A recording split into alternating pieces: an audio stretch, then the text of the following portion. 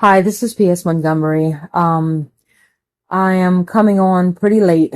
I was supposed to bring this on Sunday, but I didn't get a chance to do so. Personal life issues about attachments. And I'm just going to go into a talk about this briefly because there's not really a lot to say. It's pretty much obvious. But I'm going to go into a talk about attachments. It is imperative for you to let go of all attachments when you get ready to cross over into the afterlife. Because if you don't, those attachments will bring you back down here.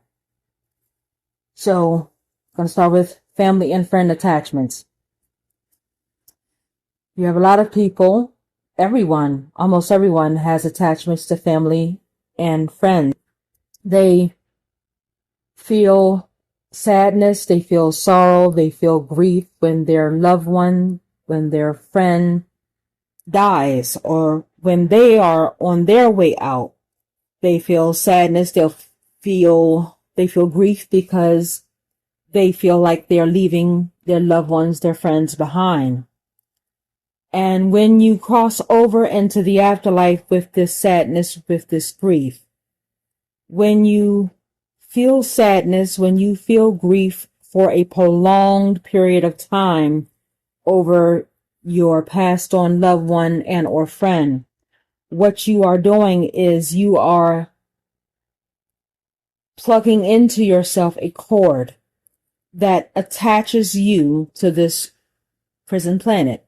So when you cross over, if that cord is still attached to you, that cord is going to yank you right back down here again.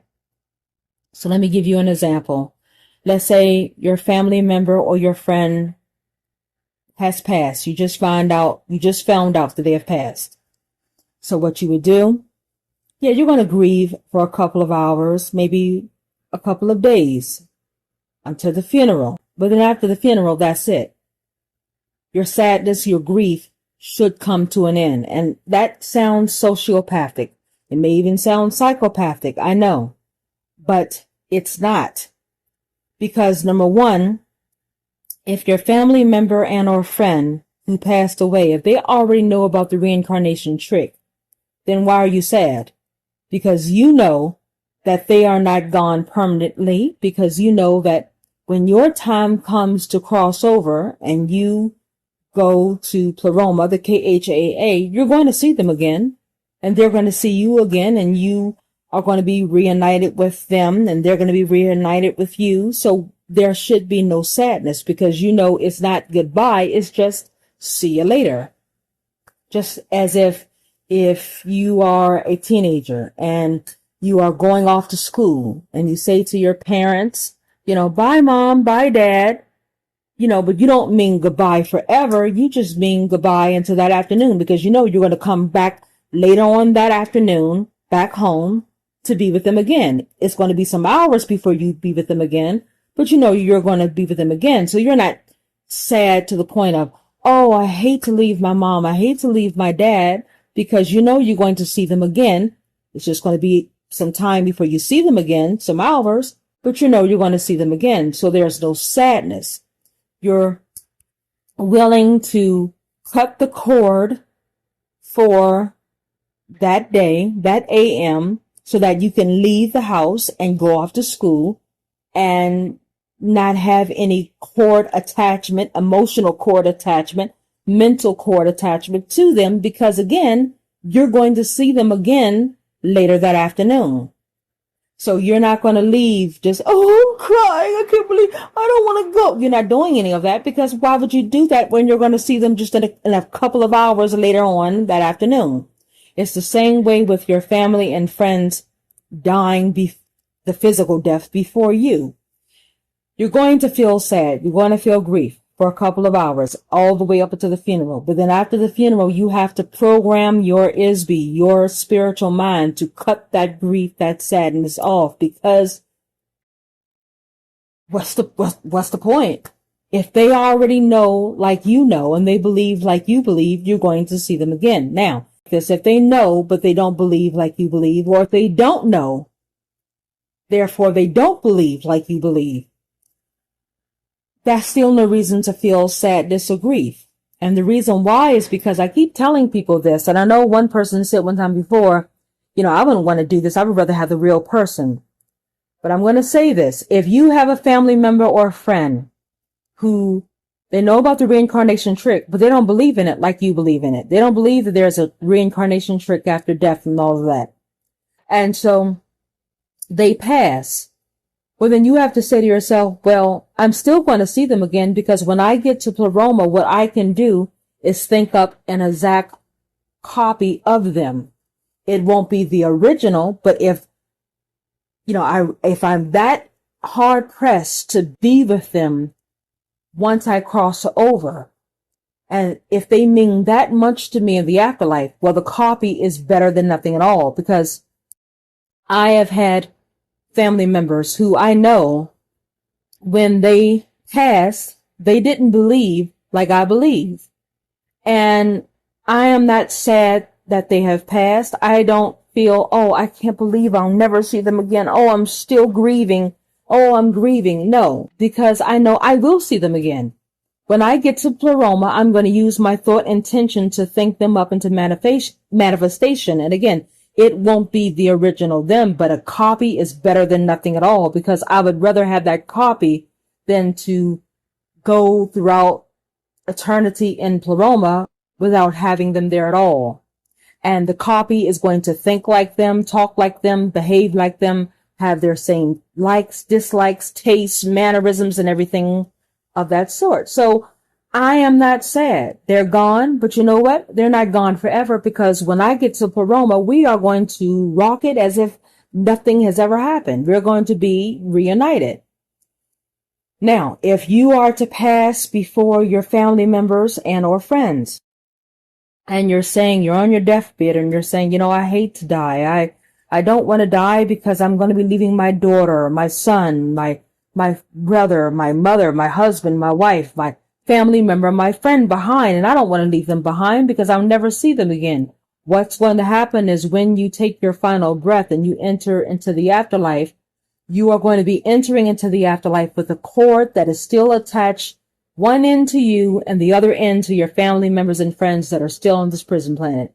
And when you try to turn away from the reincarnation trick, and when you try to go to the void, that cord is going to yank you right back down to the prison planet that we all are in right now once again. So what you need to do is, when you are on your way out, you are not feeling sadness and grief and despair and sorrow over the fact that you're leaving your family members behind. Because again, just as I said, if they believe like you believe, you're not going to be without them forever, because if they believe like you believe, when it's their time to go, they're coming exactly where you're going to. It may be some time before that happens, but you know that you're going to see them again. It's just a waiting period. And then if they don't believe the way that you believe, or if they don't know what you know, you can still have comfort in the fact of, well, I'm still going to see them again, because they don't believe like I believe. But what I'll do is, when I get to the Pleroma, I'll just create an exact copy of them that will be with me in that realm eternally. So I'm not going to be without them at all. So again, there's no reason to feel sad, because you do have choices. But if you cross over with, oh, I hate to leave them. Oh, I can't believe, my little girl, my little boy is only 6 or 7 years old. I'm not going to see them grow up. Yes, you will. Because when you get to Pleroma, what you can do is just take up your little 6 or 7-year-old child right there, and you can see them grow up right then and there. Anything that you want to happen that is of a high vibrational frequency can happen in Pleroma. So you're not missing out on anything. You're not losing anything. The Archons and Enki and Marduk, they want you to believe, hey, when you die, you'll never see them again. This is it. You're gone from them forever. They want you to think like that, so that when you are on your way out, you'll have those low vibrational thoughts in your head, which will keep the cord that is tied to the prison planet still attached to you. That you'll keep that cord still attached to you when you cross over, which will bring you back down here. On your deathbed, your thoughts should not be on, oh, I'm so sad, I'm going to leave my family member and my friends behind. That should not be your thoughts. On your deathbed, your thoughts should be, oh, this is great, I'm getting out of here. This is great. I can't wait till I get up there. I can't wait. This is excitement. I'm happy. I'm joyous. Just like I want to mention, there's a show called 60 Days In. And I used to watch that show faithfully. I don't know if it still comes on anymore, but I haven't watched it in some years. But I used to watch the earlier seasons faithfully. And you had these people, they would go into the prison pretending to be inmates, but really they were spies for the prison. And when it came, and no one knew that they were spies for the prison, not the other inmates, not the prison guards. The only people that knew were the producers and the people behind the show and the warden and maybe like the sheriff or whatever. But that's it. And when it came time for they would spend their time in the prisons, acting as an inmate. But when their name got called for them to go, despite the fact that they had made friends with other inmates in the prison, when their name was called, they're gone. Okay, all right, I see y'all. I'll see you on the other side. All right, I hate to go, but I'm gone. And they were gone.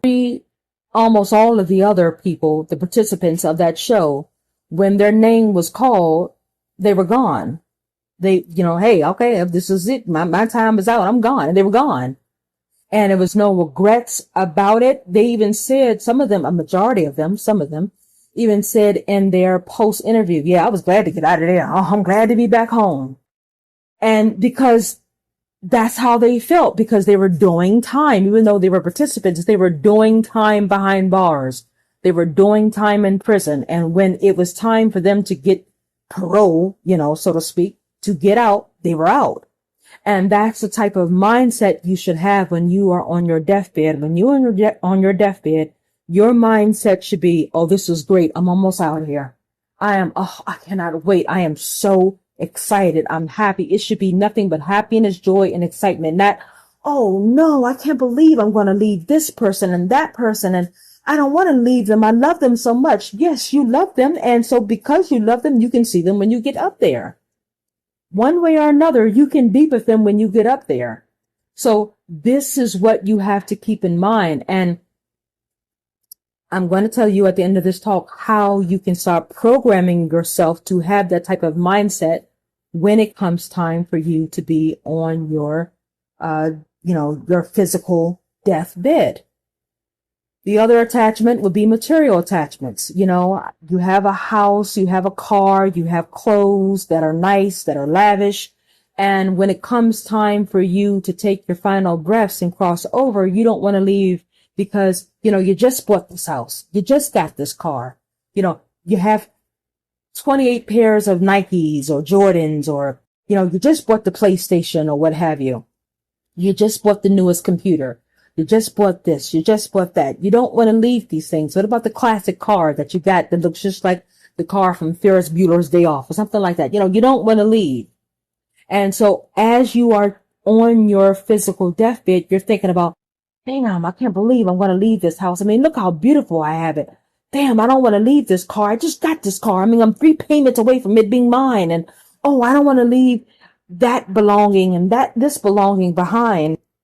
And you are having feelings of regret of leaving because you are going to be leaving your material things behind. But what you are doing spiritually is you are anchoring a cord from yourself to those material possessions that are in this prison planet. So when you cross over and you try to leave this prison planet and the trick by going to the void, you're going to get bounced back. That cord is going to bounce you back into this prison planet because that cord is attached to you and the other end of that cord is attached to the material things that you have left here. It is an emotional cord, a mental cord. So you have to cut the cord to that. If I were to drop dead tonight, I don't give a damn about my clothes, my car, my house. I don't care about that. You know why? Because all of that, I can get up there in Paroma. All I have to do is use my thought intentions and I can have the finest house, which I'm going to have when I get up there. I can have the finest house. I can have the baddest car. I can wear Ralph Lauren and any kind of clothing, designer clothing that I want. I can wear it up there. The PlayStation, the computer, and all. I can have all of that up there. So why am I grieving over material things that are temporary down here, but that are eternal up there? They are permanent up there, because once I use my thought intention to say, I want to have this kind of house up in Throma. I want to have this type of car up in Throma. Once it's there permanently. And so it's permanent up there. It's temporary down here. Why am I grieving over things that are temporary down here? This is why, as I said in the video from last Friday, not this Friday, but the Friday before last, I made a video about attachments, the first part of the video about attachments, and I mentioned how, researcher Max Azzarello, before he passed, he gave all of his things away because that was his way of removing his attachments to those things. And I'm sure a lot of those things were sentimental things that really meant a lot to him, but he didn't need it because where he was going to manifest having those same things up there. So what was the need of him holding on to it? As long as he held on to it, it was his way of saying mentally and emotionally, I don't want to let these things go. I don't want to, even though I'm going to cross over, I don't want to lose my attachment to those things. And so in order for him to get rid of his attachment to those things, he gave it away. Now, I'm not saying that you have to give away your things when it comes time for you to cross over. That's totally up to you. But what I am saying is when you are on your physical deathbed, your thoughts should not be on, damn, I just bought this house. I just bought this car. I wonder if there's some way I can take my clothes with me. Because anything that you hold on to that's down here while you're crossing over, it's like you are still attached to down here, and it's going to boomerang you back down here. You have to let go physically, emotionally, and spiritually of everything down here in order to leave. And so when you are on your deathbed, your thoughts should not be on, well, how can I, let me see. Now, when I take my last breath, how can I come back into this room and go get this and that? No, okay, no. Or, oh my God, I can't believe, I don't want nobody to have my house or my car when I leave. Well, I can't believe I'm going to leave these things. I don't know what, because then what you're essentially saying is, I really don't want to leave because my stuff is still here. And I don't want to leave. If there's some way I could just stay and maybe find a way to try to take this stuff with me. That's what you're saying. And again, what you are doing is you are connecting a cord from yourself to those things that are still down here in this prison. So you're going to come back on your bed or on your sofa. When you're taking your final breaths, you have to cut the cord to your material attachments. The hell with everything. Your house, your apartment, your condo, your townhouse, your lake house. The hell with your car, your clothes, your perfume, all of that. Because you know that when you get to Paloma, you're going to have that again anyway. All you have to do is just take it up. So you are taking your final breaths with no sorrow about, oh, I'm going to leave this and that behind. And again, I'm going to tell at the end of the video how you can start programming your mind to start thinking this way before you take your final breaths. Fear attachment. If you are crossing over and you're afraid of dogs, heights, spiders, colors, some people are afraid of water, all of these things, if you're crossing over with those fears, once again, a cord is being connected from you to those fears that are associated with this prison planet, because fear is a emotion that comes from this prison planet. It is attached to this prison planet. So when you cross over, with you still being connected to that cord that is attached, one into you and one into your fear or fears, when you try to leave and head for the void, that cord is going to yank you back down here because you're still attached. You're attached to something in this prison planet. So what you should start doing, if you are afraid of heights, you start watching films that are showing buildings and people at high heights. You start watching videos on that. And if you can, but now safely, I'm not talking about doing something stupid or dangerous, but if you live in an apartment or a condo, or even if you live in a house or townhouse, if you live in a house or townhouse, climb to your roof and safely now, you look down and you're facing your fears of heights. If you live in a condo or apartment, or a flat, for those of you who are my UK viewers, if they have a rooftop, go to the rooftop and you look down. You're facing your fear of heights. If you are afraid of animals or insects, watch videos showing those animals or insects, and you have to watch the video. I mean, you have to watch it. You can't, I got to turn my head. No, you have to watch it because you're facing your fear. Go to a pet shop where that animal or insect may be at, where they're selling those animals or selling those insects. Because this is what I had to do with tarantulas. Oh, my universe. I used to be afraid of tarantulas, but I kept watching videos of tarantulas. And now today, if I see one, I won't be afraid.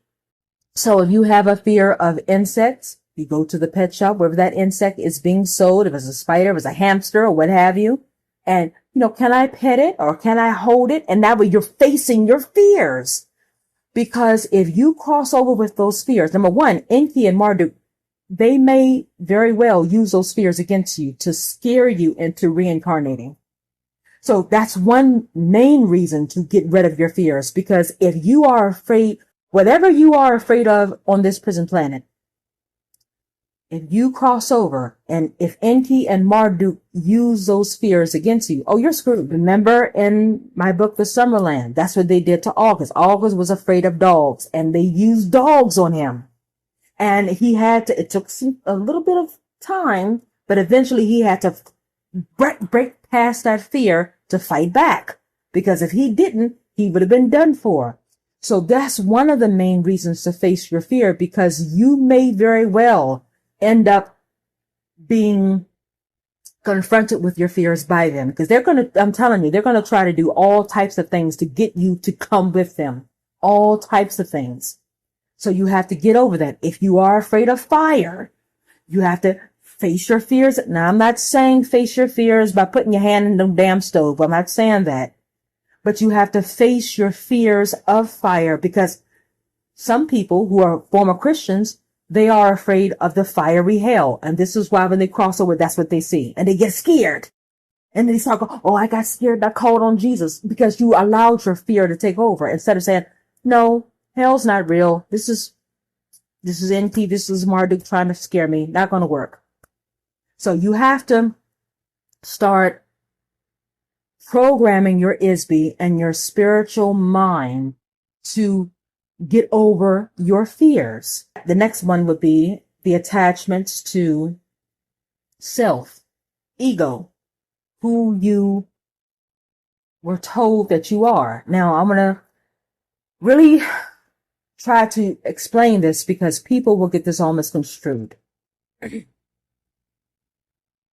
Just like with me, I am P.S. Montgomery. I have brown skin. Father was Scottish, mother American Indian, French, white, black. I have a little Irish in my family. I have all of that. Okay. But that's who this body is. That's not who this ISB is. This ISB has no color. It has no name. It's just it does have a name, but the name is not P.S. Montgomery. The ISB's name is Divine Spark. Okay. Powerful light being. This ISB has no race.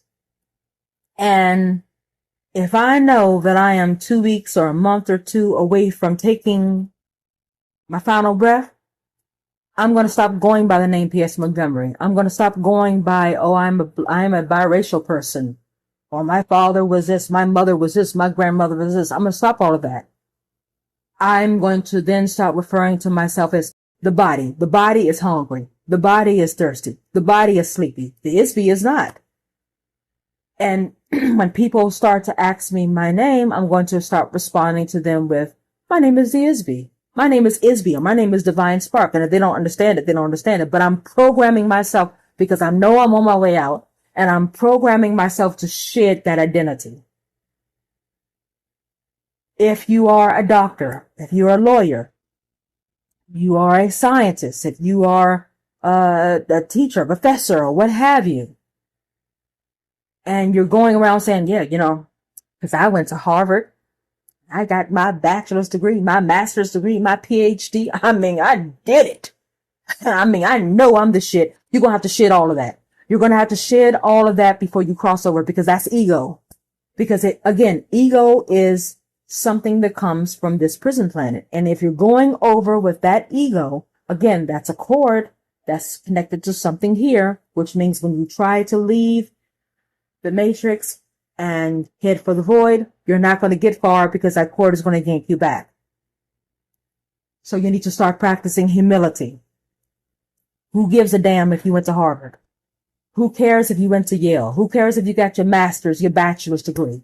Who cares if you're the first one in your family who went to college? Who cares? You have to shed all of that ego. Yes, you should be proud of that. But when you get to the point of boasting, and I've seen people on social media who do this, especially on TikTok. And they do this, and you have to shed that.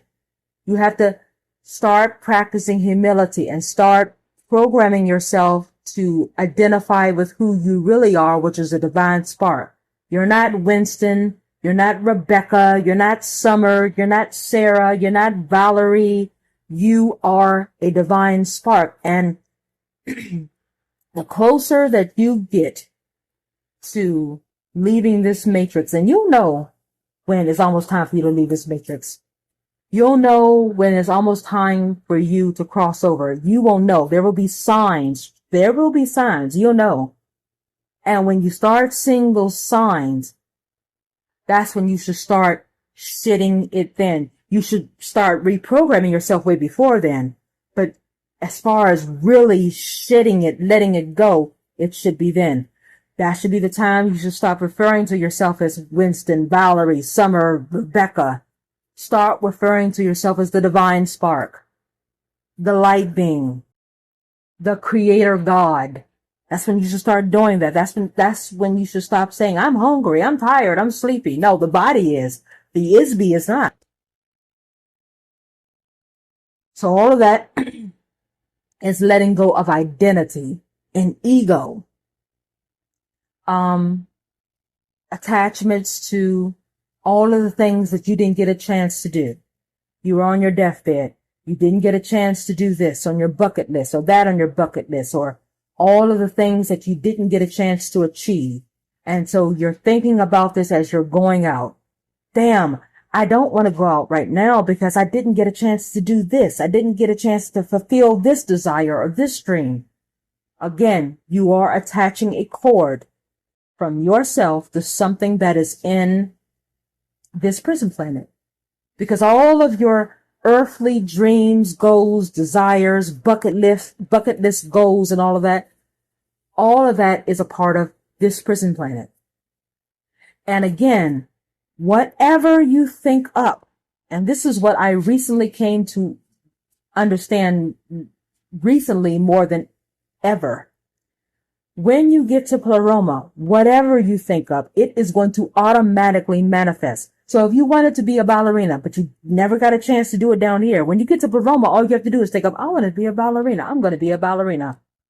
And automatically it will manifest. As long as it is of a high vibrational frequency, you can't get up there and think of, hey, I want to have an orgy. No, that's not going to happen. Okay. It's not going to happen. Because again, all of that is low vibrational frequency. And that's the way it is. But if you are up there and you're thinking of something about, I've always wanted to be a doctor. When I get up there, I'm going to be a doctor. Or, you know what? I had a crappy time in high school. When I get up there, I want to redo high school all over again. All you have to do is think it up. So all of your unfulfilled desires and goals and dreams and hopes, your bucket list plans, you can do it up there. So what are you grieving over? So you should not be on your final breaths. Well, your final breath, not breaths. You should not be on your final breath thinking, damn, I didn't get a chance to do this. I didn't get a chance to fulfill this and that and the third, because what you didn't fulfill down here, you can do up there. The sky and beyond the sky is the limit up there. So again, that should not be on your mind as you're on your way out. And lastly, now, before I get into the conclusion of this video, I want to say this. Again, pleroma, and this is what I have come to learn. Pleroma is a realm where anything that you think of will manifest, but it has to be high vibrational frequency. You can't get up there and say, you know what, I want to turn it to Ted Bundy, or I want to turn it to Charles Manson, because the minute that you think that up, I'm telling you, you're going to be catapulted out, because pleroma is a high vibrational realm. So you can't get up there and think, you know what, I'm going to have all the bitches up there. You know, it's not going to happen up there. Or I'm going to have a juke joint full of drugs. It's not going to happen. It's not, no. It's not going to be, well, I'm going to go up there and I'm going to pretend like me and I'm going to run with Al Capone up there. That's not going to happen. Because number one, Capone is somewhere, if he hasn't been reincarnated yet, Capone is up there on the moon. So you're not going to be able to do anything that's violent or negative of a low vibrational frequency. But, you know, hey, I've always wanted to have a 5-bedroom, 3-bath house sitting by the lake, you know, with my parents there, my family members there, and we're just, it's Christmas every day. You know, yeah, there, you know, or I've always wanted to, you know, become a surgeon. When I get up there, that's what I'm going to do. There. And it's not like you have to have it the way it is down here. You have to go to school. No, it happens immediately.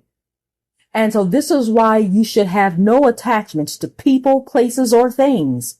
Because the people, places, or things that are down here, you can have them up there. And all you have to do is use good intention to bring it forth.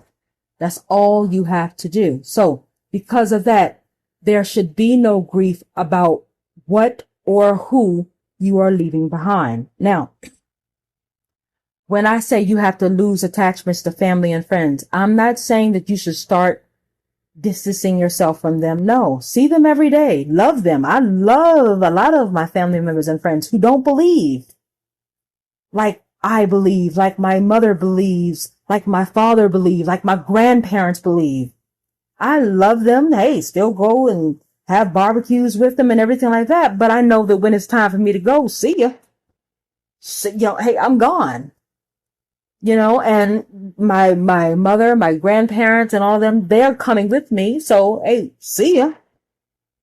So, you know, and this is the type of mindset that you need to have. It's not when people say you have to detach yourself from family and friends. Some people are thinking that that means, you know, screw you, mom, screw you, dad, screw you up, family. No, it's not. It's not doing any of that, because if you do that, something's wrong with you upstairs.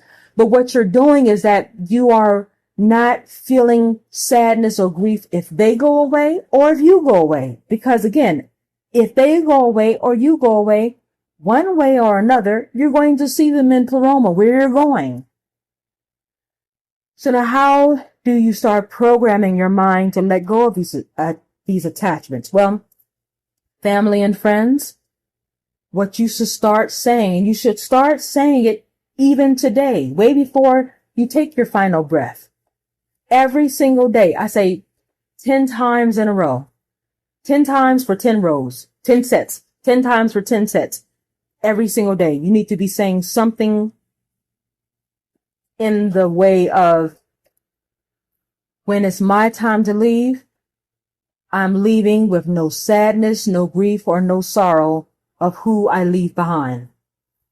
And when you say it, say it with full belief and full meaning in what you say. You can't just say, you can't just say it in a way of, well, when I leave, I'm going to do, no, you have to say it with strength and with power. When I leave and when I cross over, you can add your own words into it. This is just how I would word it, but you can add it, turn the words around and say it the way that you want to say it. But it should be something to the likeness of, when I leave and cross over into the afterlife, there will be no sorrow, no regret, no grief of who I leave behind. And you need to say this, I would say at least 10 times a day for 10 sets.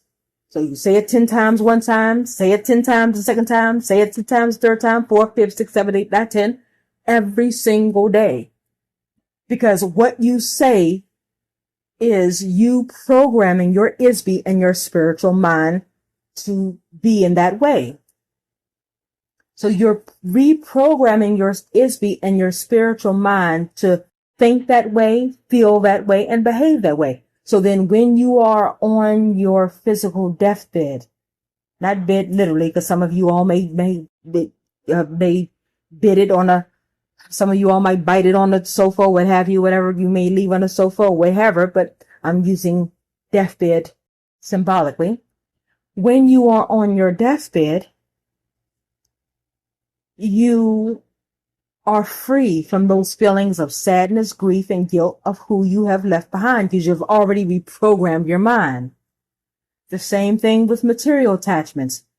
10 times for 10 sets. So you say it 10 times one time, 10 times the second time, all the way up till you get to 10 every single day. You're saying something of, in the likeness of, when I cross over into the afterlife, the hell with my house, my car, my clothes, everything, every material possession I have, the hell with it. I am not going to cross over into the afterlife with any sadness, guilt, or grief, or regret of leaving these material possessions behind. These material possessions mean nothing to me when it's time for me to cross over. Again, you can word it your own way. That's how I say it, but you can word it your own way. And you're saying it every day. So you're reprogramming your ISB and your spiritual mind to think this way, feel this way. So when you are on your physical deathbed, hey, the hell with this shit. Excuse my language. The hell with all of this. I'm about to go home. I'm getting out of here. Your mind is not on the guilt, regret, sorrow, or grief of your material possessions. The same thing with your fears every single day. 10 times for 10 sets. 10 times one time, 10 times the second time, third, fourth, fifth, sixth. Every single day you're saying something, something like, when I cross over into the afterlife, I'm crossing over with no fear of anything or anyone. I'm crossing over with full bravery or courage. Again, you can reword it in your own way, but it should be something that states that that when you do cross over into the afterlife, you will have no fear. And you have to do this every single day, because that's how you reprogram your mind, your spiritual mind, and your ISB. The same thing with egos and personality, identity. 10 times, 10 sets every single day. When I cross over, I am not crossing over as Rebecca, Winston, Summer, Valerie, P.S. Montgomery. I'm crossing over as the creator God that I am, the ISB light being that I am. I am not crossing over as a black person, a white person, a Irish person, a German person, a male or a female. I'm crossing over as a divine spark, stripping away my earthly identity. Again, you can word this any way you want, but it should be something of that sort that is telling your spiritual mind and your ISB that when you cross over, you are stripping away the earthly identity, physical wise and identity wise, that was given to you. Lastly, the same thing with attachments to unfulfilled desires and wishes. Every day, 10 times for 10 sets. When I cross over, I am crossing over with no regret, no guilt, no sorrow for anything I didn't accomplish while on this prison planet. And again, you can word it your own way, however you want to, but it should be worded in a similar way to that, where you are programming your spiritual mind and your ISB to cross over without any regret of unfulfilled desires, hopes, dreams, or what have you. And again, you have to do this every single day for this to work. You can't do it today or do it tomorrow and then don't do it anymore till next week. Because I'm telling you, you can come on and say, oh, I do it every day, all you want. But the afterlife will tell. And Enki and Marduk, you may be fooling whoever you're telling, yeah, I do this every day, but you're not fooling Enki and Marduk, because see, every single day, 24 hours a day, 7 days a week, 365 days out of a year, Enki and Marduk are watching you. Every second of every minute of every hour of every day, week, month, year, they're watching you. And so they'll know, she's not ready. He's not ready. We're going to get him. Marduk, we're going to get him. Won't he do it? Do it. And and all of that, I'm telling you, they will be cheering because they know they're not doing what they're supposed to do. So it's going to be easy to get them. You have to do this every day to reprogram. You have to reprogram your spiritual mind and your ISB. And another thing you have to do, because I know a lot of people, they know this, but then they really don't understand this. When you head for the void, it is the blackest black that you have ever experienced. You're not going to be able to see your hand in front of your face. That's how black that void will be. And for some people, that's going to be scary because they've never been in that type of blackness. It's not the type of black darkness that you see outside when it gets nighttime, or you turn off your lights in your bedroom and you go to sleep. No, it is blacker than that. It is the blackest black. It is blickety, blickety, blickety black, y'all. Okay, it is. And if you are afraid of being in the blackest of black, when you get in that void, you're going to get scared. And you might get scared and stop and stay where you are, or you may turn back and try to go back the other way, or you may even try to call on some kind of religious figure, which will bring out Enki and Marduk.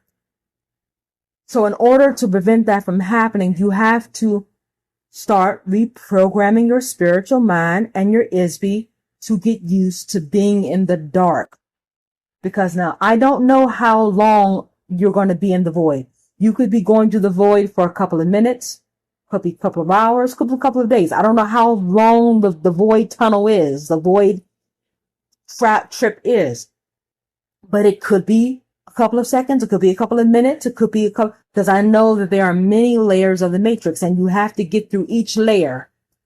The further you go through the void, the further you have to get past each layer. And I don't know how many layers. They say it's 9 layers, but it could be more than 9 layers of the matrix. So each layer you have to go through. And there's no telling what you will experience when you're going through those layers. This is why I say get rid of the fears, but get used to being in the darkness, because you may be in the dark for a couple of minutes, a couple of seconds, or a couple of hours, a couple of days. And so you have to go all the way through until you see that breakthrough, which is that big glowing spider web. When you see that, you know I finally out. That's when you know. But if you are afraid of being in the blackest of black, when you see that blackness, and let me say this too, you may see the blackness and may be hearing all types of sounds all around you, and that may scare you because you can't see it, but you can hear it. But see, if you get used to that while you're down here, if you encounter that when you cross over, that will be nothing to you. So when you are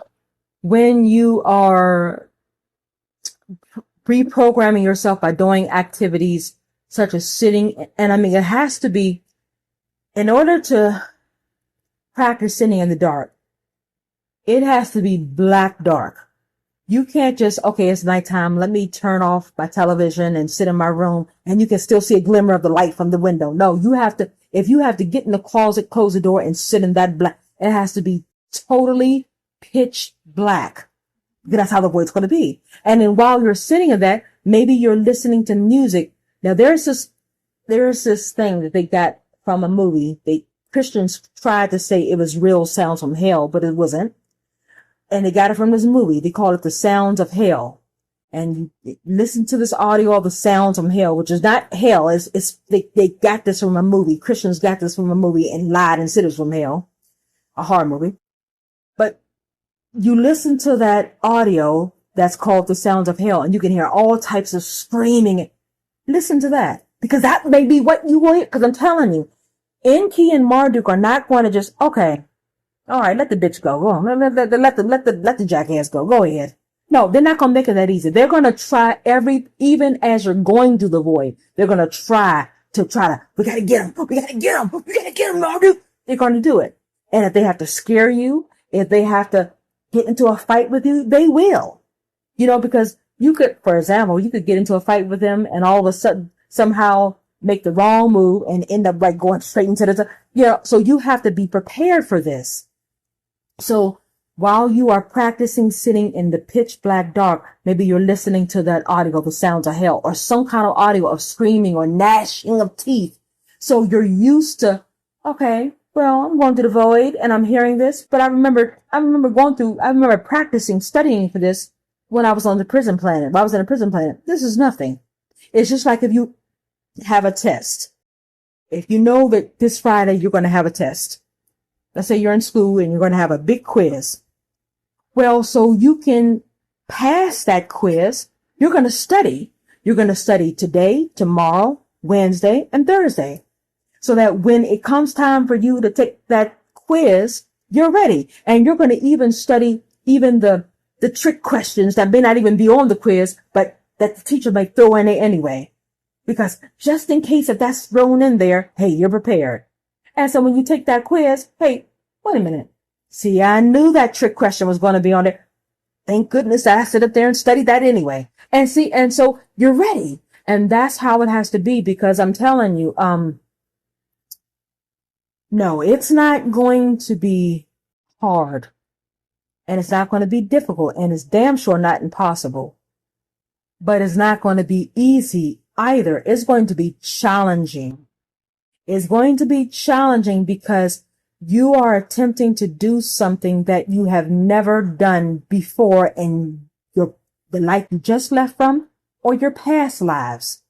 And so because this is something that you have really never done before, yeah, it's going to be challenging.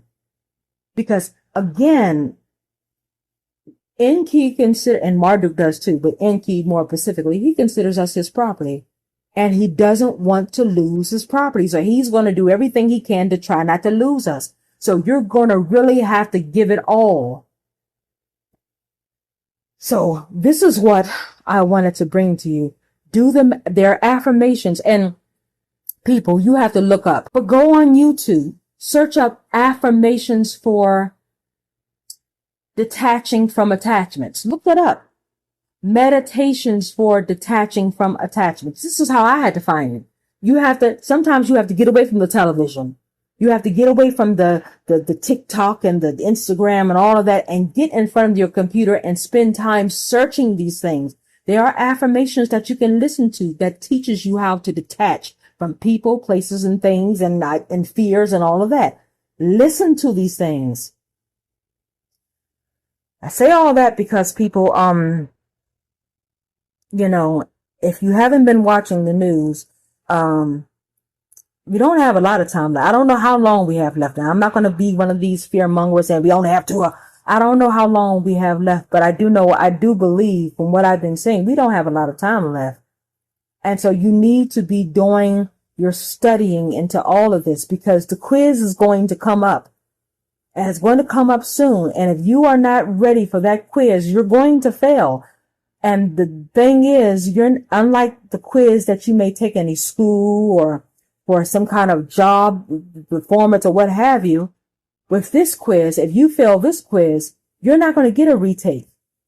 You're not going to get a second chance. This is the only time you have to get this right. And if you don't get it right this time, you're screwed. And I keep telling you all, no one in Pleroma is coming down to save you if you fail this quiz. I don't know why people think, oh, well, that's okay because P.S. Montgomery and August Cameron, who she says she's going to think manifest up there, and all the other people in Pleroma and the real universe, they'll come down and save us. No, the hell we're not.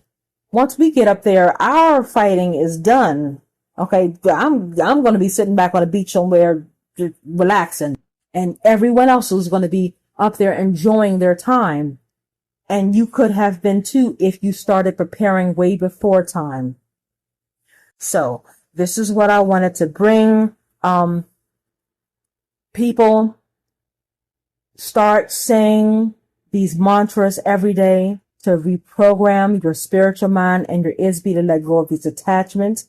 If you have to write these mantras down in a notebook so that you can remember them and then say them every day, do that.